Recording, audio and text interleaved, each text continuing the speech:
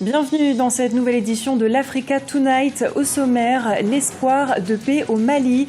Le gouvernement et les représentants de 6 mouvements politico-militaires de la région du Nord acceptent le document de négociation présenté par la médiation lors des pourparlers d'Alger.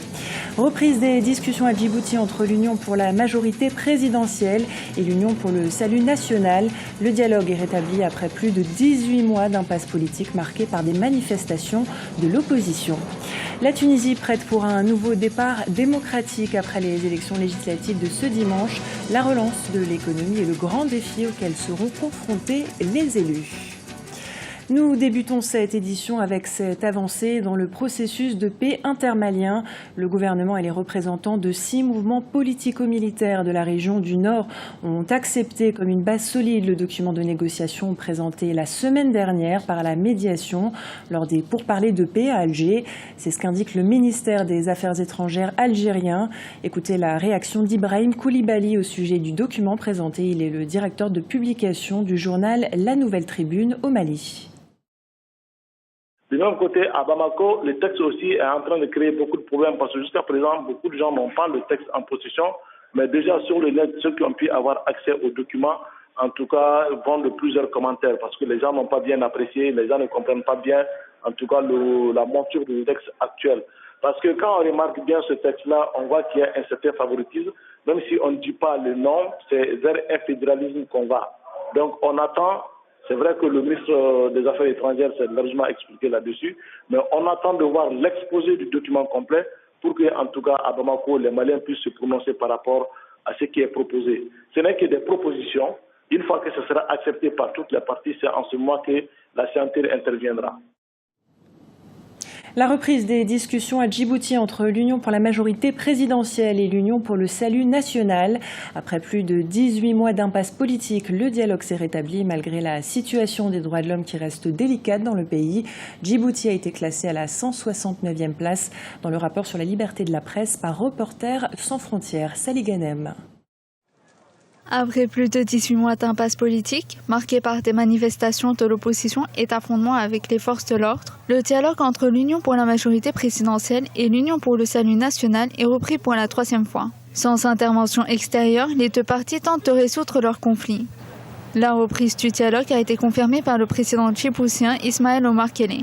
Les contacts officieux ont commencé vers la fin du mois dernier, d'après un haut responsable de l'Union pour le salut national. Il y a un accord, mais sur les modalités d'application, certains disent qu'il faut que ce soit au Parlement que ça se passe, alors que l'opposition aussi dit qu'il faut qu'au préalable, on puisse aboutir à un accord sur tous les points. C'est une question de formalité. Je crois qu'on peut dire que le dialogue peut aboutir s'il y a une volonté de part et d'autre. Djibouti passe de la 167e place dans le classement du rapport sur la liberté de la presse 2013 de Reporters sans frontières à la 169e place en 2014. L'État détient le monopole de l'information nationale à travers une presse publique omniprésente. De plus, les journaux d'opposition ont tous été fermés, sur décision judiciaire ou à la suite d'une asphyxie économique. La radio-télévision djiboutienne et La Nation, contrôlées par le ministère de la Culture et de la Communication, sont les seuls médias autorisés. À Djibouti, tout un chacun peut s'exprimer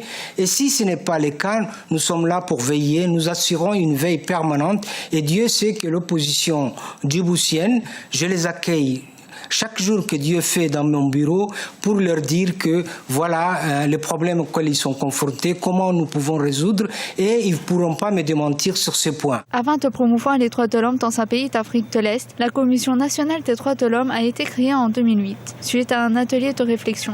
10 recommandations ont été formulées, dont la création de la commission électorale indépendante. En Tunisie, au lendemain des élections législatives, le parti islamiste Ennahda a reconnu sa défaite. La formation politique arrive en 2e position derrière l'alliance laïque Nida Tounes. 4 ans après le soulèvement populaire, la relance de l'économie est le grand défi auquel sera confronté le pays. Aminata Diak. Les élections législatives du 26 octobre en Tunisie restent cruciales pour l'avenir du pays. Les nouveaux élus devront faire face aux grands défis économiques auxquels est confronté le pays. Un challenge qui devrait concerner dans un premier temps les régions défavorisées dont la situation précaire avait constitué l'un des éléments déclencheurs de la révolution du jasmin. Les enjeux sont connus depuis longtemps. puisque le gouvernement et l'État ont délaissé les régions qui sont à l'intérieur. Donc ces régions n'ont pas bénéficié de la croissance qu'a connue la Tunisie des côtes. Or, le problème, c'est que programme, je ne sais pas s'il sera le bon programme pour développer les régions défavorisées, surtout l'infrastructure, ou bien est-ce qu'ils vont tout de suite qu'ils parient sur le secteur privé, mais le secteur privé, sans une croissance économique initiée par l'État, il pourra pas trop se débrouiller. Les problèmes sociaux des Tunisiens restent plus que jamais d'actualité. Pour certains spécialistes, il serait nécessaire de renforcer la compétitivité de l'économie tunisienne. Le pays souffre d'un chômage chronique et grave, d'un manque de création de richesses absolument grave, puisque le taux de croissance qui mesure la création de richesses est très très bas. Nous avons besoin d'un taux de croissance de 6,5% minimum tous les ans. On arrive à peine à 3%. Donc on ne crée pas suffisamment de richesses, on ne crée pas suffisamment d'emplois vrais. Et donc, si on continue comme ça, sans les correctifs nécessaires, eh bien le pays ira de mal en pire. Durant la campagne électorale, les partis multipliaient les meetings pour présenter les grandes lignes de leur programme. Ils ont tous fait campagne autour des thèmes fédérateurs tels que la lutte contre la pauvreté, l'isolement des régions ou encore le chômage, avec plus de 15% de la population active sans emploi et 33% des diplômés chômeurs. Le problème est loin d'être résolu 4 ans après la révolution. En Égypte aussi, la situation économique est au cœur de l'attention. Depuis la chute du régime d'Hosni Moubarak, les indicateurs économiques stagnent. Pour inverser cette tendance, les autorités s'organisent. Parallèlement aux réformes structurelles qui visent à réduire le déficit budgétaire, le gouvernement souhaite souscrire à un emprunt international d'1,5 milliard de dollars, et cela dès l'année prochaine. Explication avec Ibrahim Ndiaye. Pour relancer son économie victime de la crise politique qui a secoué le pays depuis la Révolution, l'Égypte mise sur plusieurs plans. Le pays prévoit de lancer l'année prochaine un emprunt obligataire pour consolider ses finances. Le gouvernement met en œuvre également des réformes économiques qui consisteraient à réduire les subventions à l'énergie et l'augmentation des impôts afin de réduire les déficits budgétaires. Les subventions au carburant ont coûté ces dernières années environ 15 milliards de dollars par an. Ces réformes structurelles devraient relancer la confiance des investisseurs étrangers. Nous apportons l'économie vers un décollage important et nous commençons à avoir les signaux. La situation est très difficile et notre point de départ n'est pas facile, mais notre principale mission est de rétablir la confiance dans l'économie égyptienne. Nous sommes ouverts à toutes les sources de financement à condition que nous choisissions l'évaluation au moment approprié, que nous pouvons entrer dans les marchés ou avoir un accès avec le FMI. Donc toutes les alternatives sont ouvertes. Les perspectives économiques s'éclaircissent ces derniers mois. L'économie a progressé de 3,7%. Le pays a enregistré un doublement des investissements directs étrangers qui passe de 6 milliards de dollars pour 2013-2014. Toutefois, d'autres critères économiques sont nécessaires pour permettre l'existence d'un environnement économique propice. Cela dépend encore une fois de la garantie que nous aurons. Je pense qu'il sera compris entre 1 milliard de dollars à 1,5 milliard de dollars pour le premier emprunt afin de tester les marchés. Je vois que Moody's a changé sa perspective de négative à stable et je le vois tout à fait insuffisant pour lire la situation réelle de l'économie égyptienne qui est toujours en difficulté. L'Égypte ambitionne d'attirer également 10 milliards de dollars d'investissements directs étrangers durant l'exercice 2014-2015. Pour mettre toutes les chances de son côté, le pays a mis en place des réformes visant à réduire la bureaucratie et à améliorer l'environnement des affaires. Le déficit budgétaire devrait être réduit. Les autorités fixent comme objectif de le ramener à 10,5% du produit intérieur brut pour 2016-2017. La nouvelle terre promise des start-up se trouve-t-elle en Afrique?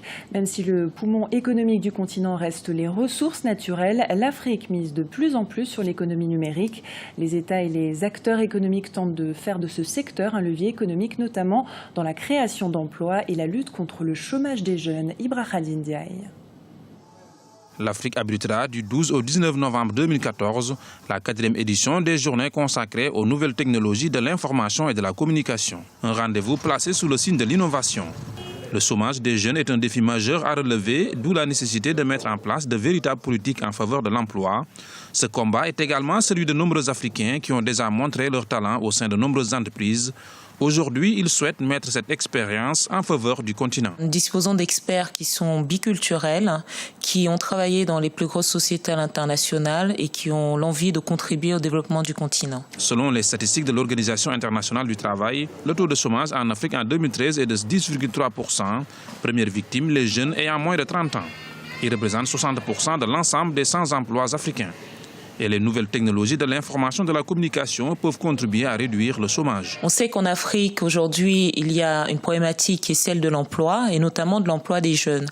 Alors, on s'est dit que l'économie numérique étant un formidable foyer et un formidable vecteur de création d'emplois, nous allons accompagner ces jeunes, leur permettre justement de créer leur CV, de rencontrer des recruteurs et d'être visibles dans le domaine de l'emploi pour tout ce qui concerne l'économie numérique. Portée par un taux de croissance économique encourageant, plus de 5,1% en 2013, l'Afrique aborde aujourd'hui sa révolution technologique. De nombreuses initiatives sont prises à travers le continent, comme au Kenya, qui devrait accueillir sa Silicon Valley, baptisée Silicon Savannah, un projet titanesque de 2000 hectares et qui accueillera start-up, chercheurs et investisseurs avec à la clé la création de 200 000 emplois. Ce journal a été réalisé par l'ensemble de la rédaction. Nous vous remercions pour votre fidélité. Dans un instant, une nouvelle édition de l'actualité sur Africa 24.